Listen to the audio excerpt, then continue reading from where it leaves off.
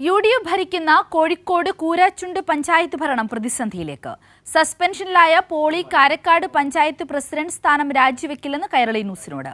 League മുന്നണി വിട്ടേക്കുമെന്നും ആശങ്ക. Koorachundu panchayat president സ്ഥാനം മുസ്ലിം ലീഗിന് നൽകാത്തതുമായി ബന്ധപ്പെട്ട തർക്കത്തിനിടയിലാണ് പഞ്ചായത്ത് പ്രസിഡന്റ് പോളി കാരക്കാടിയെ സസ്പെൻഡ് ചെയ്യാനും മണ്ഡലം കോൺഗ്രസ് കമ്മിറ്റി പ്രസിഡന്റ് ജോൺസൺ താന്നിക്കലിനെ തൽസ്ഥാനത്ത് നീക്കാനും കോൺഗ്രസ് ജില്ലാ നേതൃത്വം തീരുമാനിച്ചത്. പാർട്ടി നടപടിയെടുത്താലും പഞ്ചായത്ത് പ്രസിഡന്റ് സ്ഥാനം ലീഗിന് വിട്ടുകൊടുക്കില്ലെന്നും രാജിവെക്കില്ലെന്നും പോളി കാരക്കട കൈരളി ന്യൂസിനോട് വ്യക്തമാക്കി. രാജിവെക്കുന്നില്ല, അല്ല പാർട്ടി നടപടി ഉണ്ടായതിന്റെ പേരിൽ രാജിവെക്കണ്ടല്ലോ, അവിശ്വാസത്തിലല്ല രാജിവെക്കുക. കഴിഞ്ഞ തദ്ദേശ തെരഞ്ഞെടുപ്പിൽ തന്നെ കൂരാച്ചുണ്ടില് ലീഗുമായിട്ട് പ്രശ്നങ്ങൾ ഉണ്ടായിരുന്നു.